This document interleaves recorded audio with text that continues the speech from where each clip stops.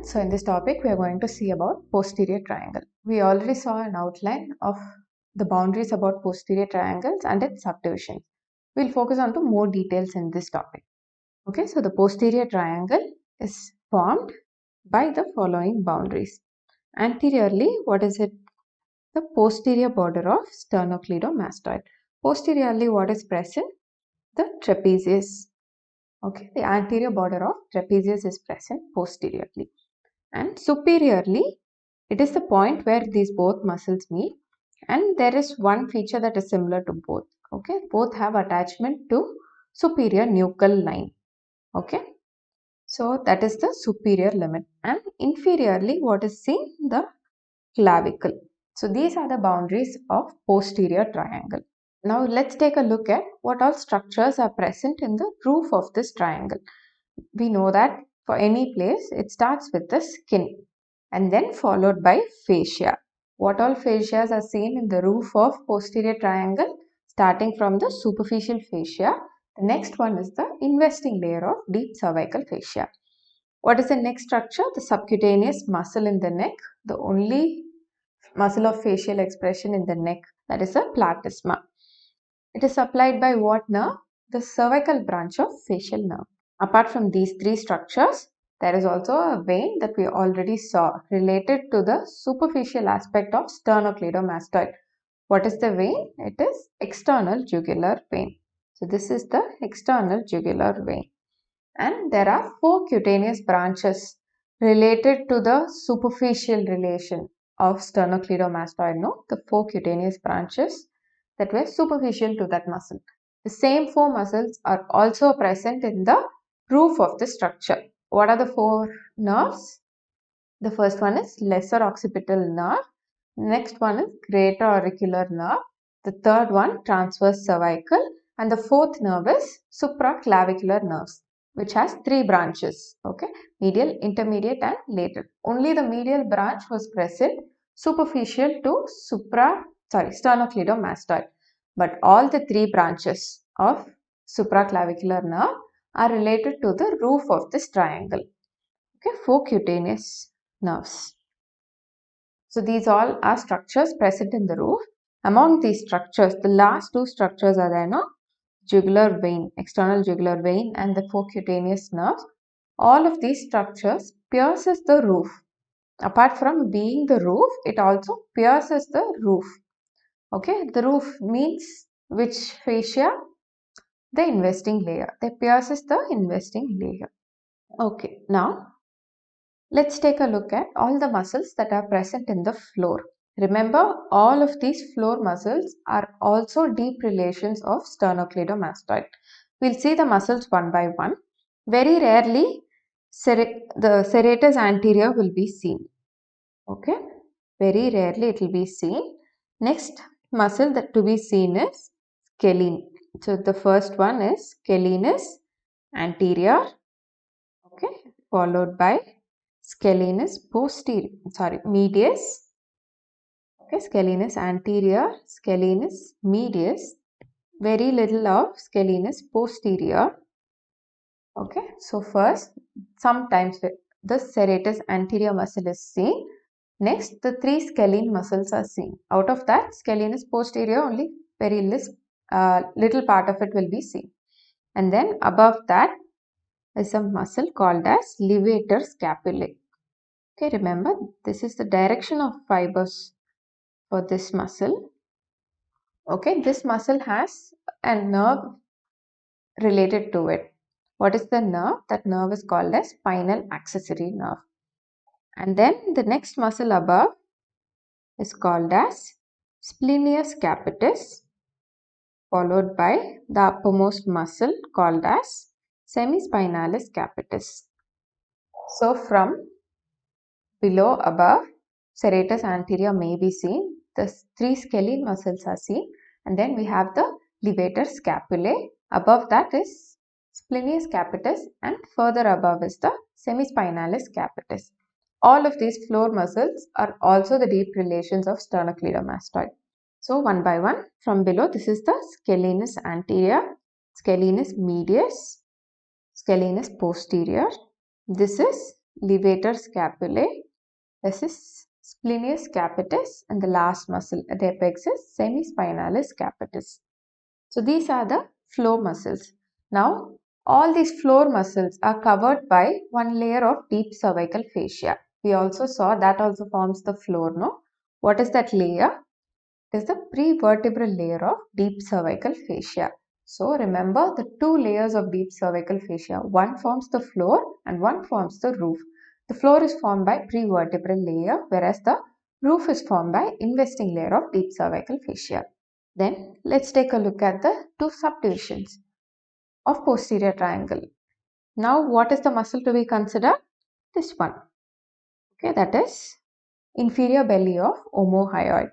So the posterior triangle is divided into two parts by the inferior belly of omohyoid. The upper triangle is called as occipital triangle and the lower triangle has two names. It is above the clavicle, so it is called as supraclavicular triangle. This is the place where subclavian vessels are seen, so it is also called as subclavian triangle. Now let's check out the boundaries of occipital triangle. Anteriorly by the posterior border of sternocleidomastoid, posteriorly by the anterior border of trapezius, and inferiorly by inferior belly of omohyoid. These are the boundaries. And what about the boundaries of this triangle?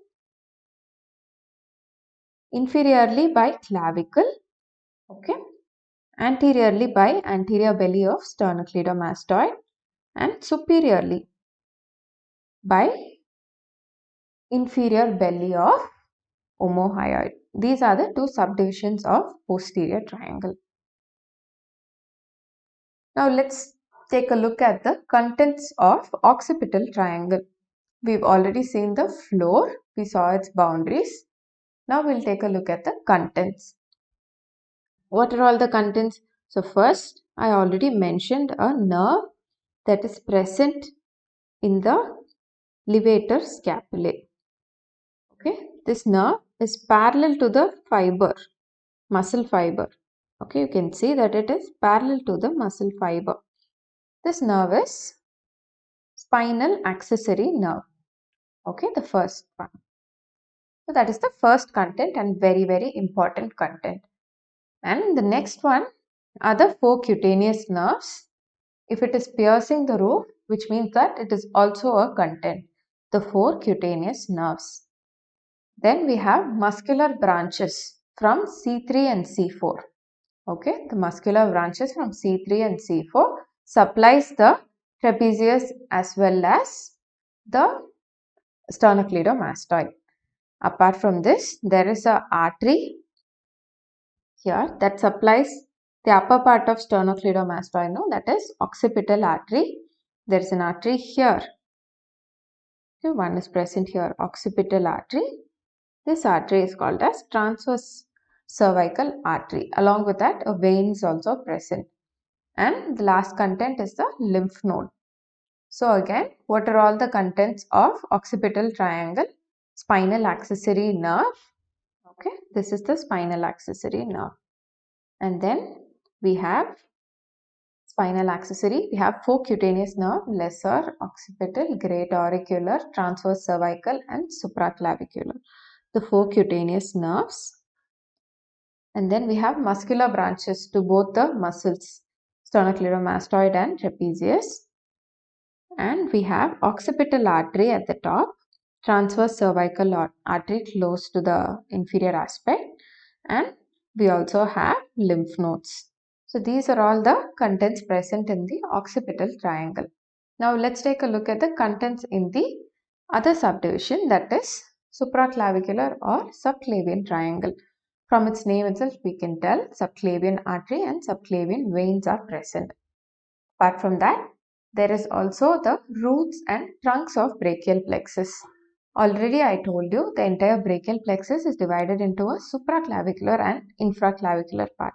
Only the roots and trunks are present above the clavicle, and both of that part is content of this triangle. From the root, two branches arises from in brachial plexus. The root emerges, two branches comes out of the root section. The first branch is long thoracic nerve of bell. Okay, and the second branch is dorsal scapular nerve. Okay, so this is the root. From there, we have long thoracic nerve of bell and dorsal scapular nerve. From the trunk region, there are two nerves again. Okay, the subclavius, nerve to subclavius, and suprascapular nerve. So these are the four branches, two each arising from root and trunk. So apart from this, there is one vein that terminates in this junction. We already saw, no, this vein is a content of one space in the investing layer. What is the space called as supraclavicular space? So it comes till the supraclavicular space and then it pierces that and becomes the content of this triangle, the end or the termination of external jugular vein. So what are all the contents? Subclavian artery and vein. Okay. Apart from that, brachial plexus we saw and external jugular vein. Also, subclavian artery will give out a branch called as thyrocervical, which in turn will give out a branch called as suprascapular artery, which is also a content of this triangle. So these are the major contents present in the two subdivisions of posterior triangle. What are the lymph nodes present in this triangle? They are divided into four groups. One group is present along the posterior border of sternocleidomastoid. The occipital group is present here. Another group is present along the nerve. What nerve is that? Spinal accessory. And one important group is above the clavicle, that is supraclavicular lymph nodes. So related to the clinical anatomy, any swelling in this place can be caused by lymph node enlargement. And we saw, no, the brachial plexus is present here. So local anesthesia can be injected into the respective trunks or the part of brachial plexus for brachial plexus block. Okay, so lymph node enlargement and brachial plexus block. These are the clinical conditions related to posterior triangle of neck. So what all we saw? The major boundaries, its subdivisions, roof, contents as well as floor of occipital and supraclavicular component of posterior triangle. Now that you are familiar with the boundaries of the posterior triangle, let's just do a very quick recap of all the structures present only in the floor and also the contents of each subdivision. Okay, so first, before seeing the floor, in the roof we have the skin, fascia, the deep cervical fascia, investing layer of deep cervical fascia, also the superficial fascia. We have a subcutaneous muscle, the platysma. Also we have two structures in the roof, external jugular vein and four cutaneous nerves. Remember, the same structure will also be considered as the structures piercing the roof and also the structures that are present in the content. Okay, the external jugular vein and the cutaneous. Now, the posterior triangle, in the floor, we have the following muscles. We'll start with serratus anterior is very rarely seen. So, starting, we have the scalenus anterior, scalenus medius, scalenus posterior. We have the levator scapulae, and then we have the splenius capitis, and uppermost part is the semispinalis capitis. So, these are all the muscles present in the floor of this triangle. Also, there is a layer of deep cervical fascia, the prevertebral layer of deep cervical fascia that is coating all these muscles and also forming the floor. Then in the contents, we'll split it into the two subdivisions. The occipital triangle has the following contents. We already saw that the four cutaneous nerves are piercing the roof, which means that the four cutaneous nerves are also contents in the triangle. What are the four cutaneous nerves? The lesser occipital, greater auricular, transverse cervical and the supraclavicular nerves. Apart from that, we have spinal accessory, okay, the 11th cranial nerve, spinal component of accessory nerve. We have that over the levator scapulae. So this is the levator scapulae muscle. Okay, on that we have the spinal accessory nerve. The direction of fibers are parallel to this nerve. And also we have the muscular nerve branches from C3, C4, and we have two arteries. What are the two arteries? One above is the occipital artery and one below is the transverse cervical artery. Also, we have the lymph nodes. So, these are all the contents. We have spinal accessory nerve, we have the four cutaneous branches, and we have two arteries, occipital and transverse cervical artery, along with the lymph nodes. What are all the contents that are present in the supraclavicular or subclavian triangle? We have, it is called as subclavian because the subclavian artery and subclavian vein is present in this triangle. And there is also the roots and trunks of brachial plexus, the supraclavicular part of brachial plexus. What are all the branches arising from the root region? The long thoracic nerve of Bell as well as dorsal scapula. What are all the branches arising from the trunk region? Nerve to subclavius and suprascapular nerve. So these four branches are also the contents of the triangle. And in addition to that, we already saw external jugular vein pierce the roof, no? It enters this triangle. Okay, so external jugular vein is the other content of this triangle, the supraclavicular or subclavian triangle.